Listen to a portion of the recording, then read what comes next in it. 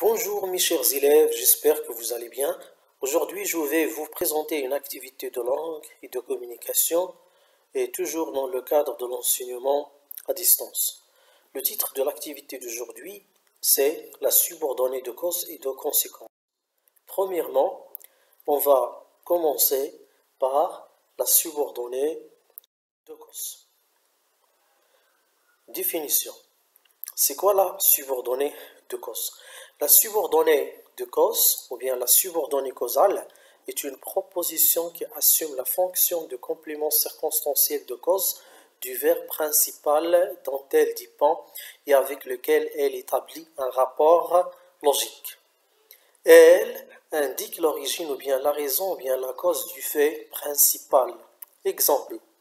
J'ai préféré partir vu que je me serais énervé. On a la proposition A et la proposition B. La proposition A, c'est la proposition principale et la proposition B, c'est la proposition subordonnée de cause. Parce que elle est entamée ou bien introduite par l'expression vu que c'est l'expression de cause. La proposition B exprime la raison pour laquelle l'émetteur « je » a préféré partir. La proposition A. Les différentes conjonctions de subordination de cause, ça veut dire les différentes expressions de cause. On a la cause simple ou bien réelle, c'est la cause ici, dans ce cas, est souvent ignorée de la part, bien de la personne à qui l'on parle.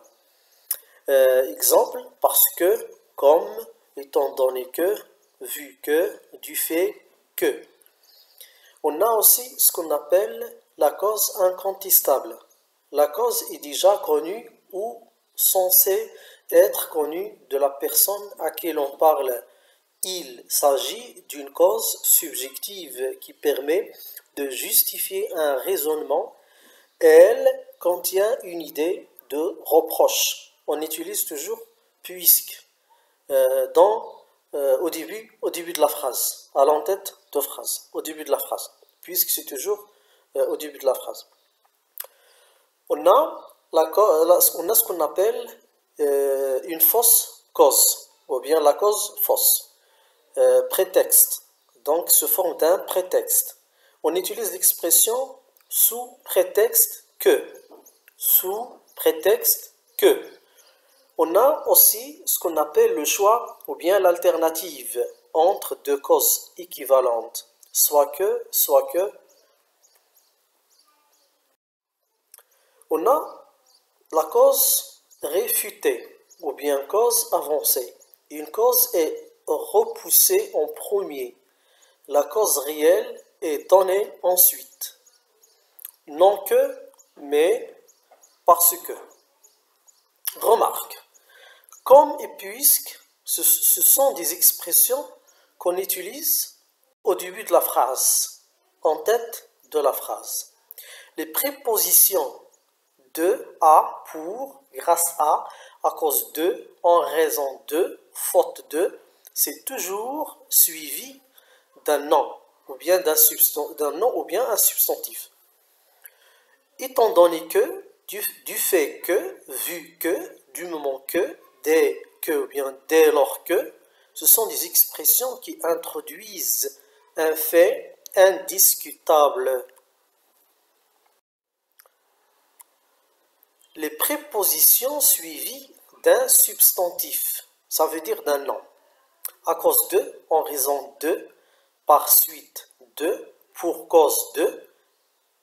Remarque, à cause de peut également être suivi d'un pronom. Par exemple, je n'y suis pas allé à cause de toi. Par suite de s'emploie principalement dans la langue écrite et non pas dans la langue orale. Pour cause de s'emploie pour un événement négatif. Exemple, à cause de la pluie, la chaussée est glissante. Nous sommes en retard à cause de lui. En raison de son âge, le tribunal a réduit la peine de l'accusé. Par suite d'un accident sur la route, la circulation est ralentie. Autre préposition. Grâce à plus substantif ou pronom. Substantif, ça veut dire le nom.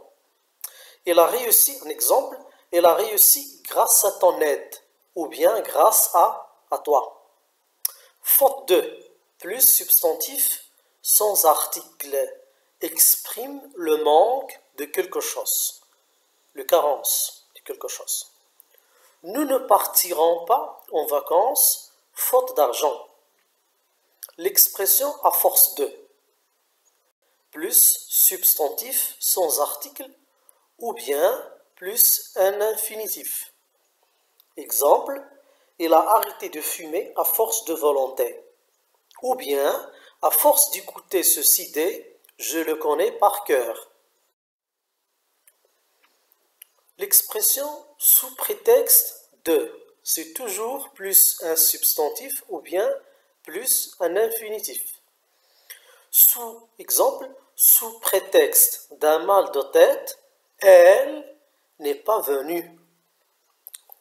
Un autre exemple, sous prétexte de prendre des cours de danse, elle sortait tous les soirs après le dîner.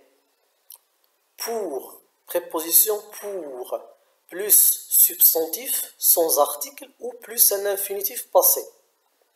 Exemple, il a été condamné pour meurtre ou bien il a été condamné pour avoir commis un meurtre. Le mode utilisé dans la subordonnée causale. Le verbe de la proposition subordonnée causale se conjugue en général à l'indicatif. Puisqu'une cause correspond en principe à un fait réel, exemple, il n'est pas venu sous prétexte qu'il était malade. Ici, on a employé l'imparfait de l'indicatif parce que la cause ici est une cause réelle, exprime un fait réel. C'est pour cela qu'on utilise l'indicatif. On peut aussi employer le mode conditionnel si la cause est présentée comme hypothétique. Ça veut dire l'hypothèse supposée. Exemple, il n'est pas venu parce qu'il serait tombé malade. Ici, on a l'utilisation du conditionnel passé. On peut utiliser aussi le subjonctif après non que, soit que, la cause présentée étant rejetée, jugée non valable ou incertaine. Exemple, je ne resterai pas dîner ce soir, non que cela me déplaise, mais parce que je dois m'occuper de ma mère. La première cause étant fausse, elle est exprimée au subjonctif. La deuxième étant réelle, elle est à l'indicatif. Exemple, il n'est pas venu, soit qu'il soit tombé malade, soit qu'il n'y en ait pas eu envie. Les deux causes sont présentées comme incertaines.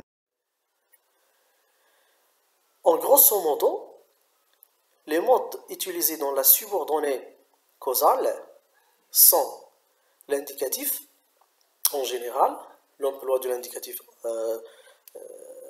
en général, les expressions utilisées, on a parce que, comme, puisque, vu que, attendu que, du moment que, c'est parce que, étant donné que, sous prétexte que, le subjonctif, non que, non pas que, ce n'est pas que, soit que, soit que. On peut utiliser aussi l'infinitif après les prépositions suivantes. De, pour, à force de, ce prétexte de. Deuxièmement, c'est la subordonnée circonstancielle de conséquence. Définition. La subordonnée de conséquence, ou bien la subordonnée consécutive, est une proposition qui assume la fonction de complément circonstanciel de conséquence du verbe principal, dont il dépend et avec lequel elle établit un rapport logique. Toujours placée après la principale, elle exprime le résultat produit par l'action de la principale qui en est la cause. Exemple. Il est tombé si bien qu'il s'est cassé la jambe. La proposition A, c'est la cause, et la proposition B, c'est la conséquence. Et l'expression utilisée, c'est bien qu'il, bien que. Exemple, la jambe cassée, proposition B, est le résultat de la chute exprimée dans la principale, proposition A. Les outils subordonnants, ça veut dire les connecteurs utilisés afin d'exprimer la conséquence. Connecteur, ainsi. Exemple, il était parti toute seule. Ainsi, elle n'aurait pas à s'occuper de la famille. L'expression, bien, le connecteur, de là que. Il est parti tout seul, de là qu'il ait eu tous ces problèmes. Par conséquent, ou bien en conséquence, je n'ai pas mon passeport actualisé, par conséquent, je ne peux aller en Chine. L'expression « alors », il ne comprenait rien à tout ce qu'on disait là-dedans, alors il a décidé de partir. L'expression « c'est pourquoi ». Exemple, j'ai pris très froid hier, c'est pourquoi je suis enrhumé. De façon que, ou bien de telle façon que, ou bien de telle manière que. Exemple, il a parlé de telle façon que, ou bien de telle manière qu'il a convaincu tous les participants. Le mode utilisé dans la subordonnée circonstancielle de conséquence. En général, on utilise le mode indicatif. On utilise le mode indicatif, c'est la conséquence est présentée comme effectivement réalisée. Exemple, il est tombé si bien qu'il s'est cassé la jambe. On utilise dans ce cas le passé composé de l'indicatif. On peut utiliser le mode conditionnel si il est présenté comme hypothétique. L'hypothèse. Exemple, il est tombé si bien qu'il se serait cassé la jambe. Ici, dans ce cas, on utilise le passé et le conditionnel passé. On peut utiliser le subjonctif quand la conséquence est envisagée mais non atteinte, surtout après pour que, sans que, et quand la principale est à la forme interrogative ou bien négative. Exemple, cette maison est trop chère pour que nous puissions l'acheter. Ce travail est-il si difficile que tu ne puisses en venir à bout? C'est une question. En grosso modo, les modes employés ou bien utilisés dans la subordonnée circonstancielle de conséquence, on a l'indicatif, les expressions utilisées de telle sorte que, de telle sorte que, de sorte que, de telle manière que, de manière que, au point que, si bien que, si plus adjectif plus que, ou bien tellement plus adjectif plus que.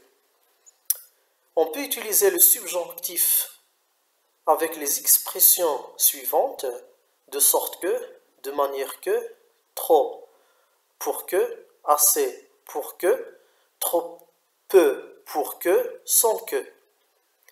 On peut employer le mode infinitif avec l'expression trop pour et suivi de l'infinitif lorsque le sujet de la proposition subordonnée circonstancielle est le même que celui de la proposition dont elle dépend. Conclusion. La cause et la conséquence sont des rapports logiques souvent inséparables l'un de l'autre. Pour les distinguer, il suffit de se demander comme les faits s'enchaînent. Ça veut dire que la proposition subordonnée de cause, l'expression de cause et de conséquence ont un rapport étroitement lié. On ne peut pas séparer l'une de l'autre. C'est comme une pièce de monnaie, pile face. Exemple, il n'est pas venu, il était malade. La proposition A, c'est la conséquence, et la proposition B, c'est la cause. La proposition B est la raison pour laquelle la proposition A s'est produite. Sa maladie a provoqué le fait qu'il ne vienne pas. Dans le cadre de la subordination, on choisit de mettre en valeur dans la proposition subordonnée circonstancielle soit la cause, soit la conséquence. Exemple, il n'est pas venu parce qu'il était malade, complément circonstanciel de cause. Il était malade, c'est bien qu'il n'est pas venu, complément circonstanciel de conséquence. Et merci pour votre attention.